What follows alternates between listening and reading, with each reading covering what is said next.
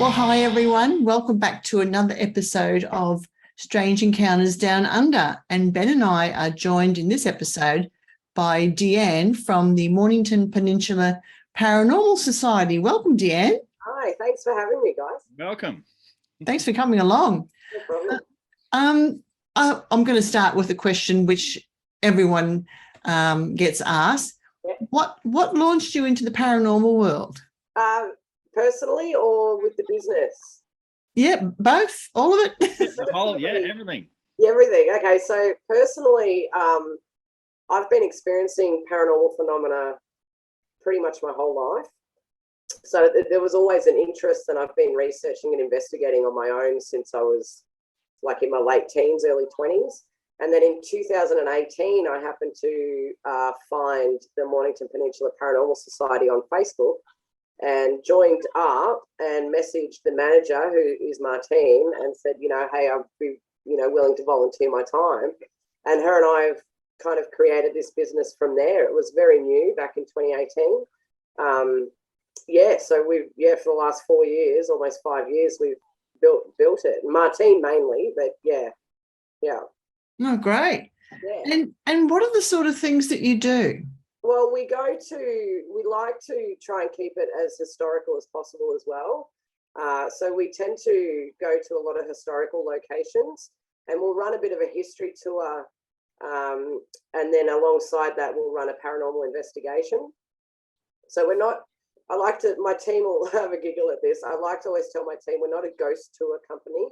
We're a history tour company with a paranormal investigation alongside. Yep. So 9 times out of 10, we don't actually know what spirits we will encounter at the location. We just utilize the history, and we try and make contact with people from the past, basically. It's a slightly different approach, isn't it? Often it is it's a paranormal tour. Most of the companies I know, they tend to already know what spirits are going to be at a location, and you'll go to the tour and they'll say, okay, so Fred is in that cell block, or, we don't have that. 9 times out of 10, we don't know if we're even going to make any contact with spirits. So, yeah. Right. I suppose you don't have that pressure to either.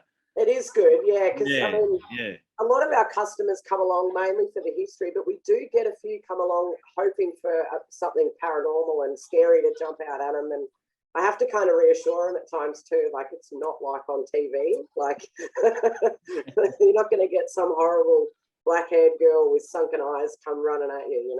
It's not. That's not how it happens. Where's the fun? Where's the fun in that? But I was reading on your website that your team consists of investigators and historians, researchers, tour guides, technicians, sensitives, and mediums. So you've got quite an eclectic, diverse group there. Yeah, and they all sort of join the group with their own, purpose. Like we have, our historians, obviously that's pretty self-explanatory. And then we've got obviously the paranormal investigators, which is myself, Hayden, he's another one, and a few others. We tend to be more focused on the paranormal side. We've had people come in purely because they're just wanting that to be able to prove that the life after death situation and make that apparent for people. And it's all passion. Every one of us is extremely passionate about what we do and why we've joined. As a paranormal investigator, though, what sort of evidence do you look for? What are you trying to collect? We use our scientific equipment. I like to tend to run more with how I'm feeling at the time, though, as well. I think our bodies can be our best tool. But usually we try and just document anything that isn't normal, obviously, with paranormal. So any bumps, bangs, voices, obviously, even, to a full-bodied apparition, which I don't think we've ever actually captured. I've seen plenty of them, but they're so hard to get on camera and video. But yeah, my goal in life, and I'm sure most paranormal investigators is the same, I want to prove the existence, because obviously something's happening. For thousands of years, people have been reporting paranormal phenomena. So something must be going on, and I'm not sure if it's a psychological thing. I don't know if it's like a dimensional thing, like another dimension that's within our realm that we're not, technologically advanced to recognize yet.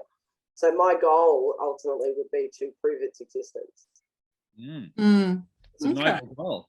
Yeah, big goal. I know. Big goal, yeah. Yeah. Well, you've sort of touched on something I was going to ask you is, like, first of all, do you think that you have contacted some sort of, let's call it intelligence, right? That's beyond non-human intelligence. Have you ever done that? Yes, I think we have. We use what we like to call trigger objects. We also use K2 meters and REM pods. And sometimes what we'll do is when we're asking questions, we're looking for that intelligent response. So we will ask the question of, if you're here, can you make the lights flash? So if the lights flash, and you won't just assume on the first go that there's something intelligent there, but if they're continually answering your questions and making the lights flash to your questions and they're responding, then we like to think that's an intelligent response. Yeah. So then how do you decide what it is that you're possibly communicating with? Well, it's tricky because sometimes you'll get names come through on the spirit box or the EVP when you've done like a EVP session. Other times you don't know. So it just depends. Like, you would obviously direct your questions to a particular spirit. So John, say, you would ask John, like, John, are you here? And, if you get the lights flash, you could say that is John. Yeah. Okay. Interesting. How do you know it's not some sort of trickster? Well, you don't. That's the thing, you don't. That's the thing, isn't it? It's very it's really hard to pinpoint. Yes. Yeah, it can be. Absolutely, it can be. Yeah, and I remember speaking to a ghost hunter who said that they were starting to think that what they were communicating with was an aliens, not the deceased. What are your thoughts on that? I actually haven't ever felt like I've communicated with aliens. I do. That's my daughter's reflection. You can see in the background. Okay. It's not my own ghost that's hanging out. Like, that'd be cool. No, aliens. I do know there is a member of our team. She believes that she has been visited, I think, or contacted. I'm not too sure on the story, but me personally, I haven't had any experience with that. Okay, right. And I do believe in the presence of an alien life. I do research UFOs and UAPs and pretty much anything on that supernatural realm and paranormal realm. I am very interested in. It's going to depend on the location too, isn't it? Like, if you're going somewhere where you've got names of of people that were in that historical location, then you might have a bit more of an idea that potentially it could be communicating with them. That's right. Yeah. If you go to a general cemetery or an insane asylum or something like that, that's maybe where you throw it up to. It could be tricksters and who knows what else. Yeah. Yeah. I see you're also going to do an investigation at the old Mornington High School. Why that location? I'm actually not certain. I think my team would probably be able to answer that one a bit better. But we tend to try and get locations that are really rich with history. That's like our main goal. Not so much whether we know it's haunted or we've heard of hauntings, but mainly just that rich history that we like, that we then can tap into from that paranormal aspect. Okay, so it sounds like your idea is that where there's been a lot of history, like you say, that there's likely to be something hanging around there. Absolutely, because I think with anything paranormal, especially ghosts and spirits, I think it's all energy related. So anything that is rich in history, that's possibly had very traumatic events happen, or a lot of emotion has happened in the past at these places, I think there's a thing called the stone tape theory, and I think energy and emotion gets trapped in that. And I think that's what can lead to some hauntings as well. Okay, tell us a bit more about that. Okay, so stone tape theory is pretty much what I just sort of said. It's where anything traumatic or high emotion has happened in the past, or a lot of time has gone on, like say your castles in England and things like that are centuries old. There's a belief that that energy gets trapped in the fabric of the building. So your residual hauntings come from that energy that's been trapped. So yeah. Okay.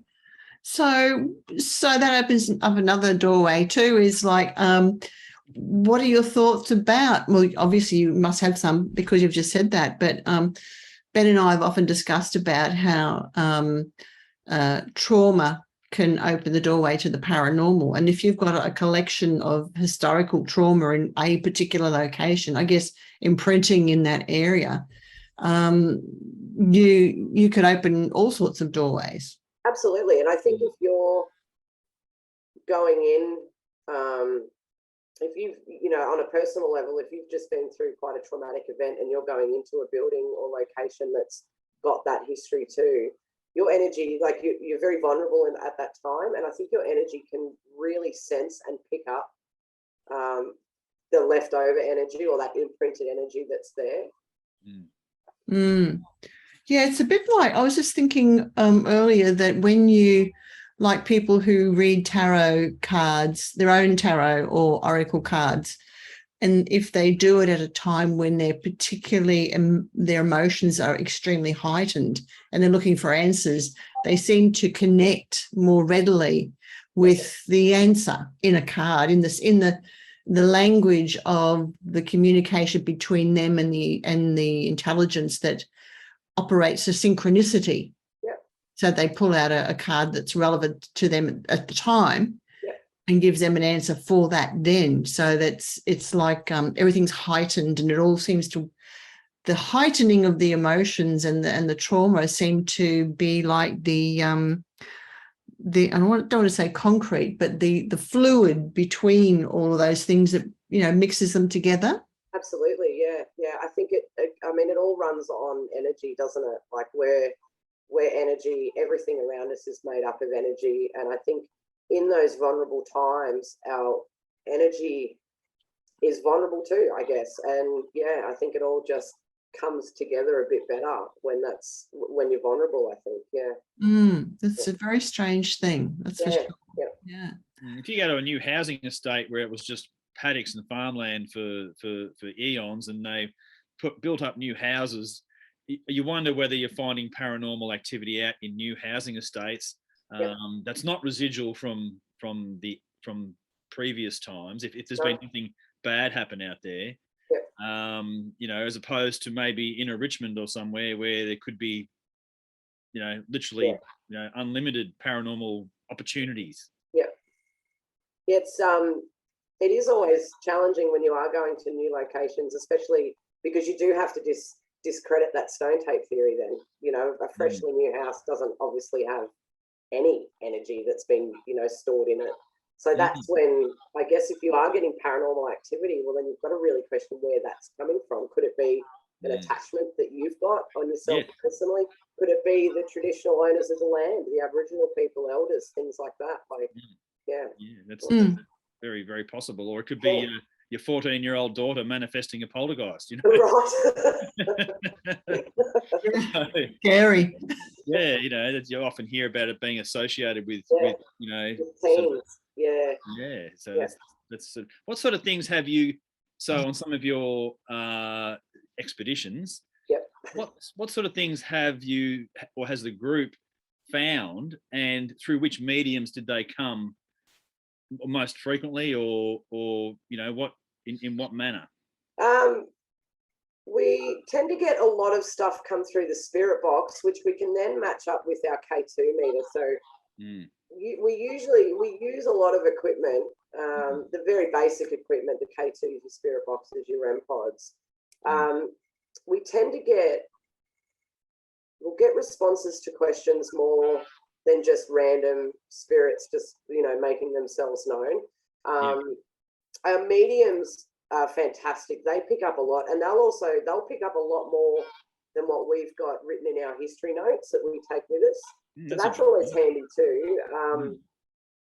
We tend to use, at the moment, our dowsing rods are having a lot more success than any of our other equipment. And I don't know why. I've got a bit of a theory. I think because dowsing rods were one of the very first kind of paranormal investigation tools, and they're very, it's an energy thing. Again, I say the word energy, and I think that could be why. I think, I don't know, sometimes because our scientific equipment that we use can be misinterpreted because it can be measuring the electromagnetic frequency of a fridge or a television or something in the house, or the environmental factors, where the dowsing rods can't do that. Like, yeah. So they've been really popular, our dowsing rods, lately. Yeah. Yeah, that's interesting, isn't it? High tech isn't necessarily the answer in every situation. No, I'd love our team to do more old school experiments, like, table tipping, or even, the glass on top of the table, similar to a Ouija board situation. Scrying in a mirror, like some of those real old school Victorian era kind of techniques, just to see what we come up with. Because sometimes we can go to a location with our tech and get absolutely nothing, just get nothing at all. I've tried table tipping and black mirror gazing. Oh, have you? Yeah, well, my colleague here made actually the other part of our team who does all the editing. He created a black mirror, and which I didn't really know at the time, but apparently you have to make it black with the smoke from a fire. Oh, yeah, I've actually never heard of a black mirror. Yeah, black mirror gazing. A little bit, it's like a psychomantium, where you black out everything and you sit with a very, very dim light, small dim light, and then you see apparitions, etc. But yeah, so that I found that really fascinating. I like that old school stuff. Yeah, I think especially like going back to the stone tape theory, if we're talking about, locations that have, were around in the 1800s, then they're not going to know our modern tech. If there's any spirits kind of hanging around, they're not going to know what that, bizarre machine is with the green lights on it. Like, exactly. I think they're kind of possibly looking at us going, what are these people talking about? Yeah. So I think those old techniques could be really useful in those older locations. Yeah. Well, I was watching someone the other day. They were saying that exactly just what you've said. And they said, so they introduce any possible spirits that are there and tell them what the tech is for, and then how to use it. So they don't just go in and say, okay, talk on this or whatever, because they know that they won't have a clue what the heck that is. Yeah. So they sort of give them a one-on-one about modern technology before they actually even try to start. And I think that's a really good idea, actually. That's a good idea, definitely. Absolutely, yeah, 100%. I can imagine some spirits just standing there going, what? Now, do you ever take any animals out with you? I don't think we have. I know Martine's got a couple dogs. They sometimes, little sausage dogs they are, or dash hounds. They sometimes come along, but I don't think we use them. I've never been on a tour with the team where we've had animals, but that is a very interesting topic, the animals within the paranormal world. Absolutely. Yeah. You've got cats awake at 3 a.m. looking around like this. I mean, they're just notorious for apparently seeing things that we don't particularly pick up, because we only see between infrared and ultraviolet, and animals can go way beyond that. The whole spectrum. Yeah. Well, there is a bit of a theory. I've only read it once, so I'm not sure how well believed the theory is or well researched it is. But the theory is that spirits live in that ultraviolet spectrum of light, and cats and dogs can see in that ultraviolet spectrum. So that's kind of the theory. It's like that's why dogs and cats can see spirits, is because spirits are in that ultraviolet spectrum. But I mean, we've got a full spectrum camera with the ultraviolet and infrared, and I'm pretty sure we've never actually captured anything that would be warranted as evidence in that Okay. ultraviolet spectrum. So yeah, again, it's, you know, and that's why I think it's called paranormal investigating, because we're not 100% sure. We know something's happening. We're just trying to get to the bottom of it and investigate why it's happening. Yeah. So what would be your ultimate evidence, do you think? Or full body apparition. Yeah. That's filmed or Yeah, filmed, absolutely. Because I mean, a photo could be, you know, a shadow, a reflection of someone, you know, where an actual full body apparition walking across the screen, I think would just be. I think that would. Yeah, I think CCTV is really the way to go, because no one can stand there with a camera for hours. You know, we get bored. You know, like it's, you know, the CCTV is always seeing. And you see so many remarkable videos from around the world, and you go, it's not camera lag, you know. Sometimes it is, but you see some really sort of really interesting apparition videos. Absolutely, yeah. And I think it's difficult because I have absolutely no doubt that someone has already captured evidence of the paranormal. I have no doubt that it's there. I've seen plenty of stuff to know that it's there. The problem, I think, is still mainstream science still don't really like the topic of paranormal, like, and neither does society. It's becoming a lot more popular now, and a lot more people are kind of opening up to the world. But I think until mainstream science actually accept the fact that the paranormal world exists, I think our evidence that we do capture is just going to get lost, you know, in the mountains of evidence that are piling up. But I have no doubt that it's already out there. It's just that it's not accepted yet. Yeah, maybe scientists are edging a bit closer with their investigation into dark matter and all their theories, because I often wonder, you know, what populates dark matter, because we're only like our light matter, if you want to call it that. I think that's only about 20%, and the rest 80% is dark matter in the universe. And like, what populates that? You know, is that where non-human intelligences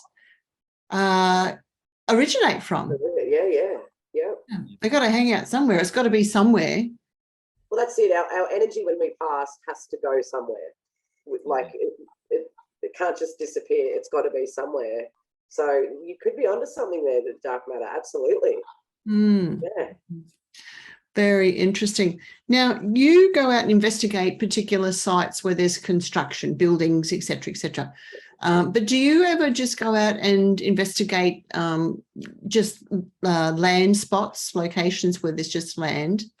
Yeah, we actually did that at Tynon not last weekend, the weekend before. Yeah, 2 weeks ago. Yeah, we didn't go to the actual site where the bodies had been found, but we went close enough to them because we didn't want to go onto the woman's property at 9, 10, 11 o'clock at night. So we just went on the roadside there. So we were just on a dirt road with bushland all around us. And we had really good, use with the dowsing rods. They seem to be just what spirit are loving to use at the moment. They're reacting to the dowsing rods so much more. Other than that, we have touched base at a few cemeteries, but we haven't on the Westall UFO site, I know the team have been there before too. But other than that, yeah, it's mainly just buildings and yeah. Okay, because I was wondering how you touched before on Aboriginal spirits, and I was wondering about like locations where the spirits have been disturbed on Aboriginal sites or on sacred land, or just land where generally historically Aboriginal people have lived and perhaps been chased off by European farmers, right? Let's put it that way. And you know, and lots of horrible things happen in those locations. So I just wondered if your experiences with that sort of thing. I personally haven't had any experiences with the traditional owners of the land. We did have a member on our team who was well versed in Aboriginal history and things like that. She would probably be more the person that could answer that properly and correct and respectfully too. But yeah, personally, I've never experienced it. But before any tour happens, or even before any investigation happens, even if it's a private investigation, we always thank and acknowledge the traditional owners of the land, because we believe that's more important than, you know, anything else that we do, essentially, when it comes to that site. Yeah, and I believe that you sort of should announce that you're walking onto that land too, you know, and ask permission. Is it okay if we do that? Yeah. Absolutely. Yeah. So what's your specific passion in this field? I know you said, you know, it's about the paranormal investigation, but what is it that lights your fire? The experiences. I still, even though I've had countless experiences, I've seen, felt, smelt, I still get like the excitement that comes through me when I see something or I hear something that can't be explained. I always rush to debunk. That's the first thing I always do. And when I can't debunk, the excitement that comes through, like if I see now, even today, if I see a full body apparition, I will start to cry. I get so excited, and that, I don't know, there's an emotion that comes with it. I think it's just the passion of it. But I think for me, that's what it is. It's that acknowledgement. It's that, yes, you are there. Like, yes, I know you're there. And it's that acknowledgement of it. Right. Yeah. The team giggle at me because I'll start crying. So, yeah, it's interesting, isn't it? Because I often wonder, like, what the heck am I doing in all this? You know, like, but it's the mystery. Yes. You think? Yeah, absolutely. And there's always, for me personally, there's always been a bit of a pull towards it. It's that, I guess it's the truth seeking that I really want, you know, and the reason why I do it is that truth, to get to the bottom of it, because I mean, we know it's happening. I know it's happening. I've seen it. I'm not crazy. So I know something's happening. And I think it's that pulls you towards it as well, that wanting to know the truth and wanting to prove the truth. That it's there. Yeah. When you see an apparition, I mean, like, does it happen often, or it's a rarer event? It's rare, because it takes a lot of energy for a spirit to be able to appear like that. That's a really strong energy to be able to do that. So when you see it, like, I almost consider it a privilege. And that, I think, is part of the emotion and why I get a bit teary with it, because I know how hard that was for that spirit to be able to present themselves in that manner, and the privilege of being able to actually witness that is just astounding. Yeah. Have you lost family members yourself? Yes. Yeah. Have you had any communication from them? Yeah. So my mum passed in 2019 suddenly. We were living with her and caring for her at the time. And around 6 months, and her and I had always made a pact too that she would come and let me know if she still existed. So it was about 6 months later, and we were actually at Mount Martha Community House, and my daughter and I were doing a spirit box session, and my mum came through. She said my daughter's name, Trista, and we both just sort of stopped and looked at each other, and then we heard it again. So she was sort of, you know, reiterating that I'm here. So I asked her a very personal question that only I knew the answer to, and she answered it perfectly. And it was her voice on the spirit box. It was amazing. Yeah. Wow. I have absolutely no doubt that was my mum reaching out. Absolutely no doubt. Wow. Yeah. So the spirit box, you use that to capture EVPs or just to communicate between realities? Yeah, so we use it. We do try and capture it. We'll try and get a video recorder onto it, or we'll set up the digital recorder to run alongside the spirit box so we can capture and look at it later and re-listen to it, because sometimes in the heat of the moment you might think you've heard something that in reality wasn't actually what was said. So we always try and record the spirit box. Yeah. Oh, okay. I think I'm really interested in EVPs, particularly the high class ones, because they're so clear.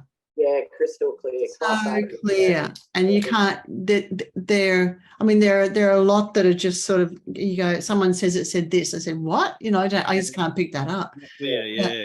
You have to get an ear for it, though, I think. Yes, you do. There's sometimes, because there's so much white noise happening behind, and sometimes the one word that'll comes through so quickly that you can't catch it, and that's why it is important to record them as well. So we always try and look for like a response to our questions that are more than one word. So maybe 2 or 3 words, or even a full sentence would be great. That's really rare though, especially as a class A. Yeah.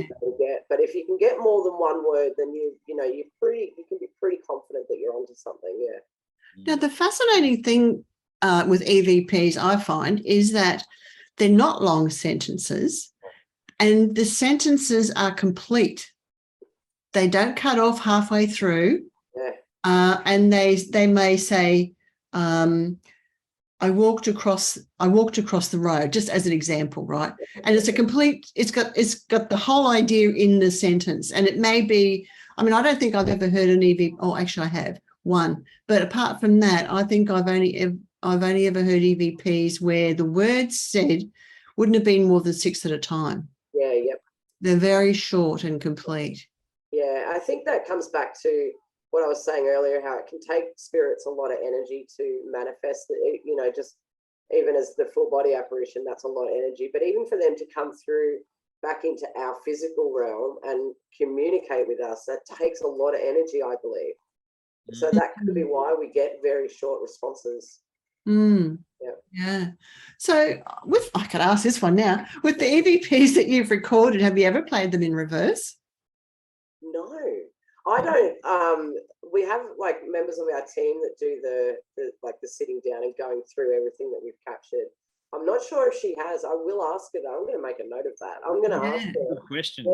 Yeah. That's really interesting. Yeah. Because Barry, who's the other part of our team, he years ago he went to a cemetery somewhere in some country place in New South Wales, and he got an EVP, and when he was standing at a particular grave, I think that's the story, when he was standing at a particular grave, and the EVP said help, and when it was played in reverse it said crashed.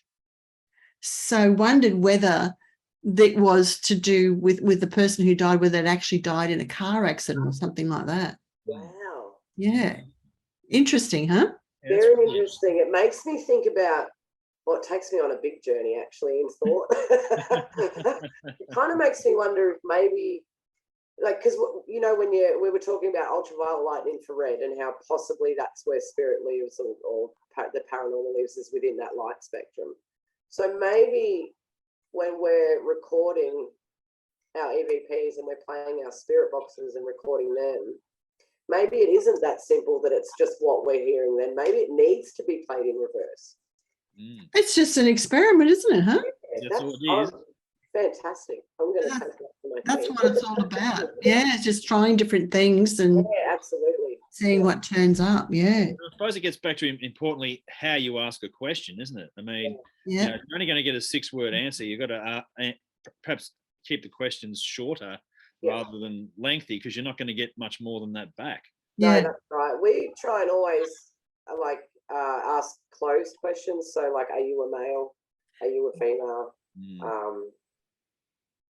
Were you murdered, or something along those lines, something where you're just kind of getting a yes or a no, or like just those closed questions. I'm just going to switch gears a little bit, sorry, but I just wanted to ask too, have any of your team members ever had found any apports? Any which? Apports, things that materialize out of the air, like little coins, buttons, type-ins, things like that. I'm not sure. Okay. Yeah, I actually I miss a lot of tours at the moment, because I'm actually living in Gippsland. The rest of the team are down in sort of Melbourne and the Mornington Peninsula. Okay. They're doing a lot of the tours. I moved to Gippsland just over 12 months ago, and we're actually branching the business up this way. Right. Yeah, so I don't get down there as much as I'd like to, but I don't know if, for some reason, coins are sounding familiar. There's possibility that Martine has found coins. So okay. I can't be certain. Yeah, I just find that fascinating, how these objects materialize out of thin air. Yeah, I have seen that the English crew, Most Haunted. I used to love watching them, and I Okay. remember they were at a location where they were getting coins, like it was as if they were just dropping out of the air, almost like there was a portal Yeah. above them, and the coins were dropping through. Yeah. Yeah.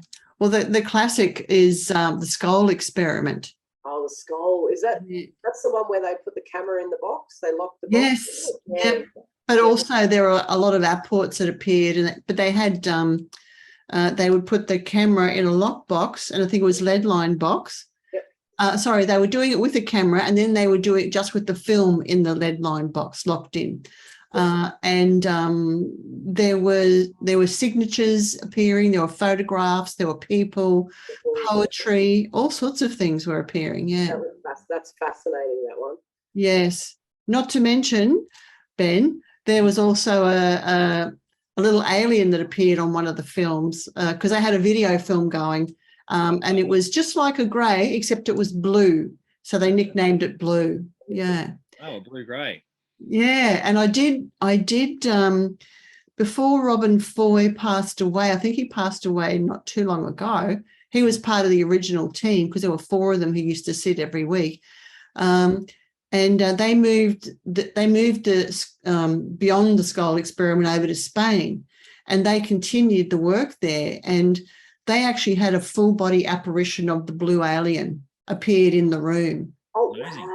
I want to hear more about that, but I just can't find out any more information. So anyone who's watching this, if you know anything about that, please leave it in the comments, because I really want to know more. Mm. I didn't know that it had been continued. I had no idea. Yeah. Yeah. There is a Facebook page called Beyond the Scole Experiment.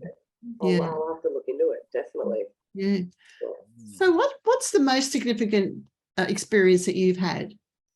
Oh. From the first one that's popping into my head was down at Collins Settlement, back before COVID hit, which is in Sorrento on the Mornington Peninsula.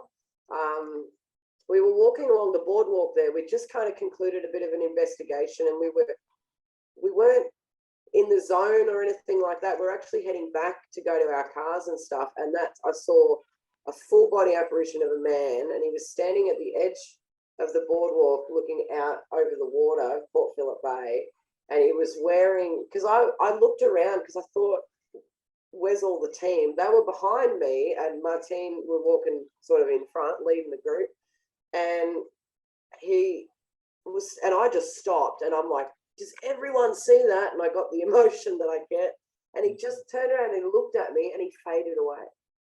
Ah. And it was, obviously I get goosebumps talking about that. When you say a full-bodied apparition, now what exactly did you see? So a full body, head, shoulders, waist, knees. Could you see a face? Yeah, you could see the face, yeah. Oh, okay. So what was it? It was a male? No, it was a young man, probably mid-20s. Like, I wouldn't put him any older than that. He had a little bit of stubble, but that's kind of it. It wasn't a beard or anything. He was wearing a white shirt that was really open here at the front. It almost looked a bit tattered. And he had like a khaki vest on, but it was not tailored or anything. It was just almost like a piece of cloth just sort of draped around him. Did it feel like he was historical rather than recent? Yeah. He didn't look like he belonged in our current time period, that's for sure. Yeah. How long did you see him for? Look at me and then just.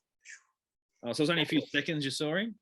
Yeah, maybe 5-10 seconds. It was just, sort of looked, oh my God, what is that? Turn around, make sure all my team's with me, turn back around. He's turned to look at me and then just vanished. Yeah. Amazing. When you say vanish, did he just fade away? Did he separate out? He'd fade away, like almost like the white snow you get on your TV, but not as dense. Okay. Just like a little pixelated. Yeah, sort of pixelated. Yeah. That's, I don't know how to explain it. That will make the noise. He dropped out of the matrix. Yeah. So that's kind of the first one that pops up. There is a shadow man that lives at Tyab Cemetery. Now we tend to, when we do a tour there, we don't tell anyone about him, we wait and see if someone mentions him, because every single time we've been there, someone mentions how they've seen, you know, I'm just looking down the path and I swear I saw a shadow go across there. It's the same account every single time. And we don't say anything. I've seen him my first night at Taiab. I saw him. It's like just a guy just kind of walks across the path, and he's just black. He's just shadow. We don't know who it is or why he's there, but we've had plenty of people see him. Amazing. Yeah. I had an experience only just recently, well, last 6 months, of what I think was a ghost car. Can't be certain, and I wish I'd caught it on a dash cam, but I didn't have a dash cam at the time. I was actually on the Maffra Stratford Road up here, and I was delivering pizzas. I used to work for a shop where I used to deliver pizzas, and it was nighttime. It was probably 8:30 at night, and I was heading towards Stratford, and there was this car coming towards me, and I had my headlights high beam, so I dipped them, and his lights were insanely bright. And he was still a fair ways away, so I didn't worry about flashing him yet, like, you know, can you dip your lights? None of that. But as he got closer, his lights got bright to the point that I was squinting, and he was still a fair ways away, maybe still a couple of 100 meters. So I started flashing him and nothing. These lights just kept getting brighter and brighter, and then it just vanished in front of me. And so as I'm getting up there, I've actually slowed down, because I'm like, did he go off the road? Did he turn?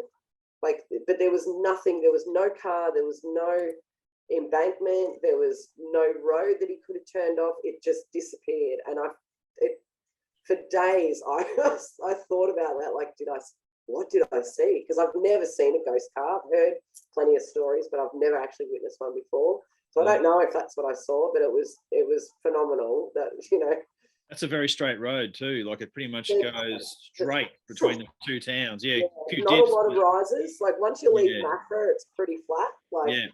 Yeah, and he was just coming towards me, and his lights got brighter and brighter and brighter, and then bang, gone. Yeah, phenomenal. Yeah. Amazing. Now, when you were younger, you lived in New South Wales, and you spent a lot of time at the Monte Cristo homestead. I did. I actually spent my teen years in Junee, New South Wales. Yeah. And I used to spend quite a bit of time at Monte Cristo. I had a few experiences there. What was memorable about Monte Cristo for you? There was a man in the barn. I remember I was only 13 or 14, and I remember being out in the barn, and they had all the old wagons with the big wheels and stuff on them, and I can remember seeing what I thought was a man standing there, and because I kind of corner of the eye sort of phenomena, so I've turned to look, and as I've looked, I actually saw him walk in behind the wagon, and he disappeared, because you could see, like, under the wagons, you could see if anyone was walking, things like that, and there was no one there, absolutely no one there. And he was kind of shadowed. He wasn't, you couldn't make out any clothing or anything like that. It was just a black kind of figure that, like, sort of just waltzed in, not fast or anything, just waltzed in behind the wagon. Yeah, I remember watching, I don't know if it's paranormal phenomena or just sort of a coincidental thing that happened, but up on the second floor, we were going into the, I guess, last bedroom on the right, and just before that there used to be, I don't know if it's still there, but there was an old seat, like a leather or vinyl type seat that I think two people could sit on. It was about as wide enough for two people to sit on. I remember as we walked past it, I mentally noted, for some reason, you could actually see indents in the seat as if people were sitting in it or had been sitting in it. So then as the tour went into the room, I actually stayed at the door. And when I looked back and had a look at the seat, those imprints had gone, yet no one was behind me. Like, no one had been there. And I remember just taking kind of note of that, not assuming it was paranormal, but just being like, oh, that's kind of weird. Like, why would those disappear like that? Yeah. Yeah, it's like down in Port Arthur, there's a chair that rocks by itself in the governor's quarters, I think, something like that. I remember it from years ago when I was down there. Yeah. And of course, every time I went in there, nothing happened. Too many yowies around you. Scaring them away. Exactly. Experience I would love to have. I would love to be out in the bush somewhere and actually witness a yowie like that. I think that would just blow my mind. They are hard to find. Yeah. Oh, wow. I saw one today.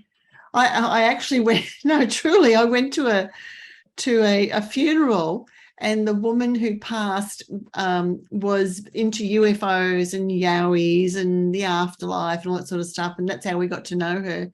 And when I walked into the chapel, there was this giant silhouetted black cutout yowie on one side of the chapel, and on the other side was she'd planned all this, her own departure, and a blue plastic alien holding a smaller green alien on the other side. And I thought, good on you, girl. Yeah, that's great. Yeah, it was amazing. You'd see at a funeral every day, isn't it? It was really good to see. Yeah, it's really unique, like, to her character. I like that. Yeah. You reminded me when you said imprints before. This is a third-hand story, but someone was telling me that they were with someone who said, it was two women actually, and one of the women said to the one who told me the story that she could feel someone holding her arm, and when the other woman looked at her arm, she could see the imprints of the fingers. Oh, wow. Of these invisible fingers in their arm. They were holding her quite strongly, Yeah, and she was saying, there's something holding me. And you can see the imprints in her arm. I'm like, Wow. That's amazing. Yeah. That sort of stuff is really, if you can get that on video, that's such good, collaboration of a person's experience, Definitely. Yeah, well, it backs up what they're saying, Just gonna do a quick promo for a channel that we watch all the time, and it's called Slapped Ham. Oh yeah, I know Slapped Ham. Yeah. On YouTube, yeah, they have a lot of creepy videos. Well worth watching. Some of it's probably not true, but there's some really creepy stuff on there. Yeah, I like watching Slapped Ham. Absolutely. Yeah. I haven't seen it. It's a Slapped Ham. It's Australian as well. Like the guy sounds Australian, so it's not a US or a British one. It's definitely I think it's an Australian channel. Is it? Oh, yeah, cool. Yeah. Deanne, if I could ask you, and this comes up with quite a few different discussions that Ben and I have had, is why do you think some people have these experiences and other people don't? That is a good question. I get this one quite a bit. I think it comes back to your openness to it. I think even if you're skeptic, but you've got the openness to believe it. If you're skeptic, but you're like, okay, I just need an experience, and you've got that openness to it. And I think that goes alongside with your energy. If your energy is open to receiving or seeing the paranormal world, then I think you will. I think it's just a matter of time. That's another thought. Isn't it? Yeah. You close off to it and you're just like, oh no, it doesn't exist. Anyone who's into the paranormal is crazy or whatever, then you're not going to have an experience. Those people make the best witnesses too. Like when you get those people make the best witnesses too, because when you get someone who has that attitude and they go, wow, I had this crazy experience, and you sort of go, wow, that's great, because it sort of adds a lot of gravista to it, because you sort of go, well, I don't have a preconceived belief, which is also perhaps a good thing as well. Yeah, well, one of our team members, Alana, shout out to Alana, she came into our team. She's our lead historian, and she came onto our team. She was a skeptic. She'd never had an experience in her life and didn't know whether she believed or, but was open to the possibility. Well, her mind got blown at Mount Martha Community House. She saw a full body apparition standing right behind Martine. It was a woman, sort of a Victorian era woman with her hair up in a bun. And Alana dropped her clipboard. She was just absolutely blown away by it. And she's now no longer a skeptic. She believes 100% now. Yeah. That's really good. Yeah, I love it too. Yeah. That's interesting. But there's a hole in that theory, I have to say, because I think you get on the flip side of that, you have people, and Ben and I know these people who are dying to see a UFO. They're so into it, and they never do. Or they're dying to see it, not really dying, but they're wanting to see, like you say, an apparition or a ghost of some description or something like that. And they're so into it, and they never do. Never do. Yeah, it is. So what's that about? Well, I don't know. That is a good hole in my theory. I like it. I didn't mean to shoot you down, Deanne. Not at all. No. Well, I think the paranormal chooses us. That's what I think. Yeah, I like You know, that. I think that's Absolutely. the way that you can sit out there night after night looking for UFOs, sleep in the cemetery for a month and see absolutely nothing. But I think the paranormal chooses us at a time when it's convenient to the paranormal. Absolutely. Yeah, I think I don't think we have any control on the paranormal at all. I think it will present itself when it wants to present itself. And that's why you can go to a location and spend hours there and get absolutely nothing. And then you could go the next night and be there for an hour and get heaps. Like, I think it's, you're right there. I think the paranormal does choose us. Yeah. Yeah, it really does. And some of us are meant to have these experiences for whatever reason, and other people aren't. Yeah. Yeah. It's I'm sure it's more complicated than that, but you know. Well, I have my pet theory too, which is there are people who have an encounter-prone personality. So they are more predisposed to having these types of experiences than other members of the public. Yeah, it's like those damn lotto winners who keep winning it time and time again. Exactly. So I think is that we're actually surrounded by the paranormal more often than we realize. And you know, people tend to cast those experiences off and say, oh, just one of those things, until one day they go, wait a minute, there's something going on in my life, you know, like, and they have someone like us who asks them questions and asks more questions and more questions, and they go, and then the penny drops, doesn't it? And they go, oh, yeah, maybe there is something weird about me. I don't know. And it's not that they are weird, but, you know, that there's something about them that, you know, enables them to have these types of experiences. And I actually think, I'm right, but I actually think that we are surrounded by the paranormal more than we realize. And people who never have those experiences possibly work very hard at an unconscious level not to tune into them. Yeah. That's another thing, you know. Yeah, they're just closed off to it. They're just blinkers on, off they go. Yeah. Very left brain people, you know, don't believe in anything, you know. So maybe it's all of the above. I've got another question too. With your tours, what sort of demographic do the tours attract, or does it vary? Absolutely. The attendees surprise you in terms of who is coming, or you get the same people every time, or we all get a following? We have a couple of customers that are repeat. They come all the time, which is really lovely. But it ranges. Like, we've got teenagers that come along to elderly people that come along. There's, you know, a range. I think the older demographic, I think, are more there for the history, where the younger crew are kind of there for the ghost experience or the paranormal experience. But yeah, it ranges. So which age group would tend to report the strange experiences? Probably I think the young'uns right through to maybe 50, 60-year-olds. Yeah, I don't know. We don't really have a sort of a record that we keep as to experience, well, what age is a sort of experience.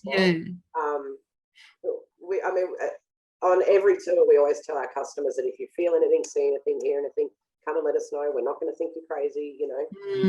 And we always get one or two, at least, people come up during a night, and that age ranges from our teens right through.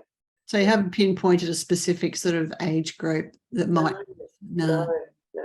Or women more than men, perhaps, you know. Well, I think it is women more than men. Yeah, that's what I think it is too. Interesting, I guess, thought or theory. You know, wonder why women tend to be more in tune or able to more sense the paranormal than men.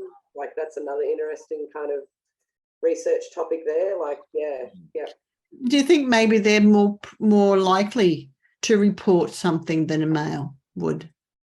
Yeah, absolutely. I think maybe women are more I don't know, more comfortable with coming and actually saying, oh, I felt this, or, you know, heard this, or I saw this, where maybe men aren't. I'm not sure. Not sure. I think that's probably true. I mean, we find the same thing in the UFO field too, don't we, Ben? Yeah, absolutely. Yeah.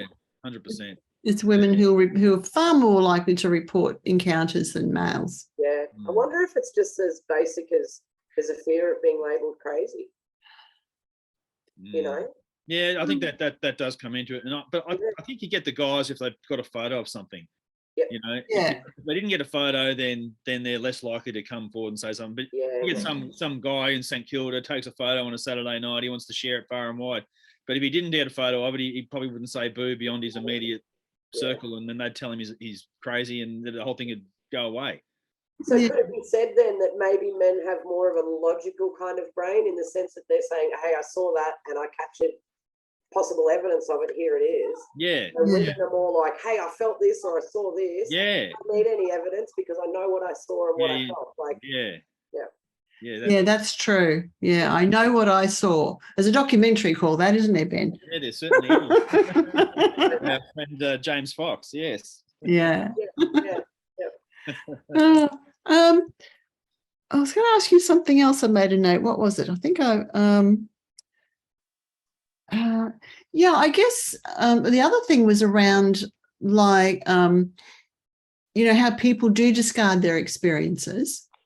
And about 5 years ago, I went to a paranormal conference at Katoomba in the Blue Mountains, and I heard Dr. Tony Jinks speaking, and he was talking about, that's the first time I ever heard the term jottles. And he was talking about, it's actually a term, I think, which is sort of an extension of just one of those things, JOTT. And people, that's why people tend to discard these types of experiences. But then jottles start to show up out of the blue all the time. Like, and he was giving examples of, like, someone was taking a bag of library books, returning them to the library. And when they took them back, they realised that one of the books they planned to return was missing, or something like that. But when they left the library with a new set of books, that missing book was in the bag. You know, those strange sorts of things that happen, and people just put it down. Oh, it's just one of those things, you know. But actually, and that's what I think, that the paranormal can be so subtle. Yes. Yeah. You know, it doesn't always bang you over the head, you know. No.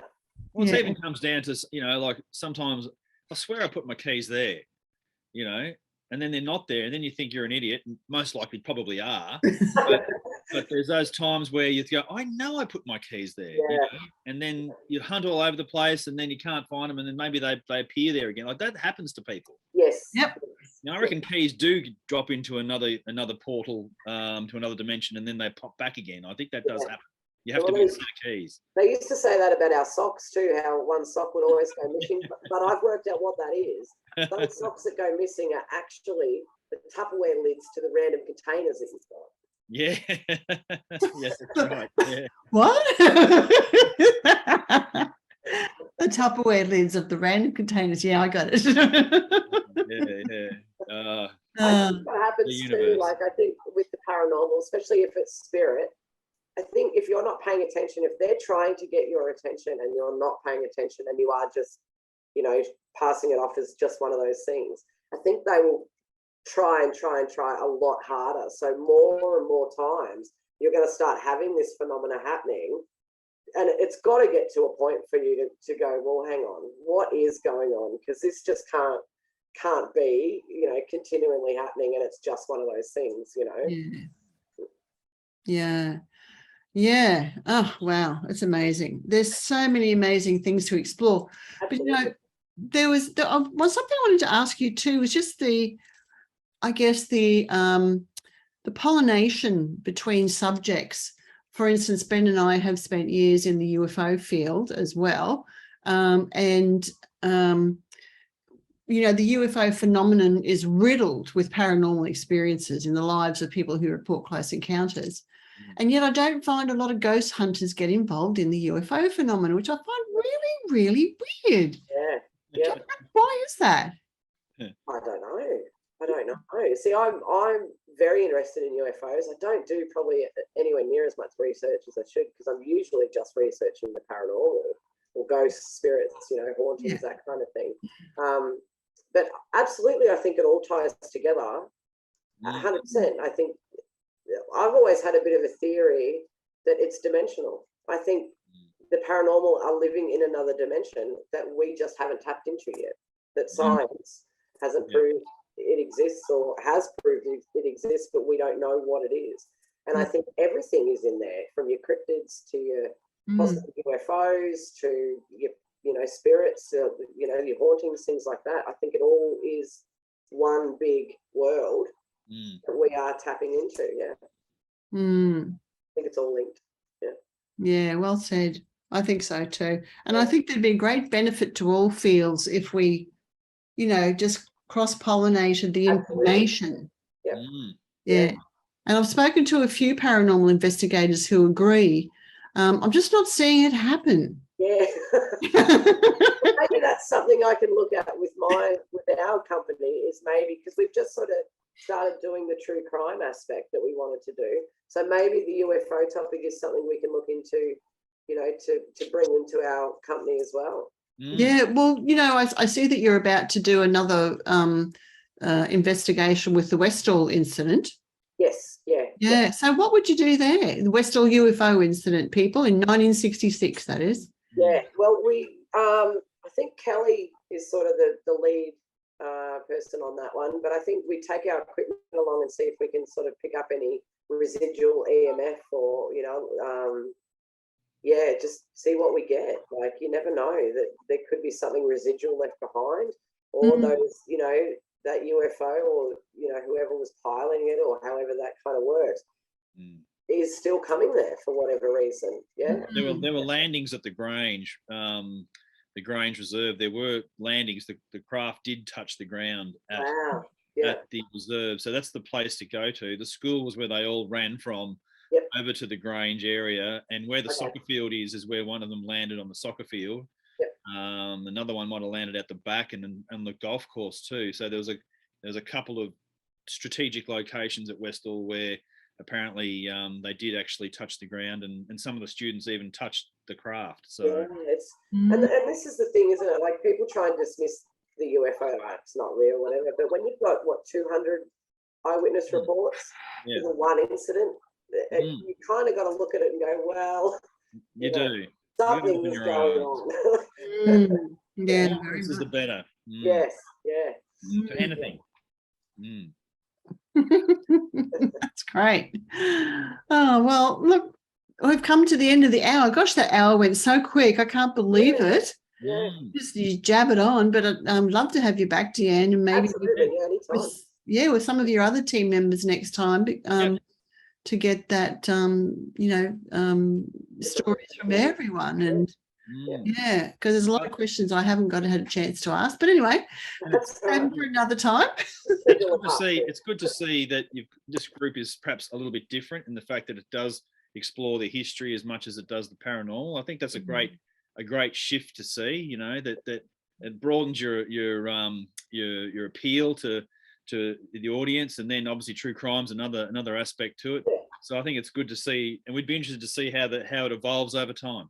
Absolutely, we're looking forward to it, and like we are big believers in bringing that history back to life, and bringing and having that relationship between history and the paranormal. We're huge on that. And that's why I think we stuck to how we constructed our business with the history tours and the paranormal investigations, instead of just doing another ghost tour company, because there's plenty of them out there already. Oh yeah, there is. We wanted to try and keep it unique in that respect. Great. So all you Strange Encounters fans out there, if you're still with us, and you enjoyed this episode, please remember to give it a thumbs up, give it a like, subscribe to the channel. Remember to tap the bell to get the notifications of when our episodes are uploaded. And it's been a real pleasure to have you here, Deanne. Absolutely. It's been a pleasure to be here. Thank you for having me on board. Thank you for coming. It's been wonderful. Okay, everyone. Well, until next time, stay safe and look out for that paranormal activity. Absolutely.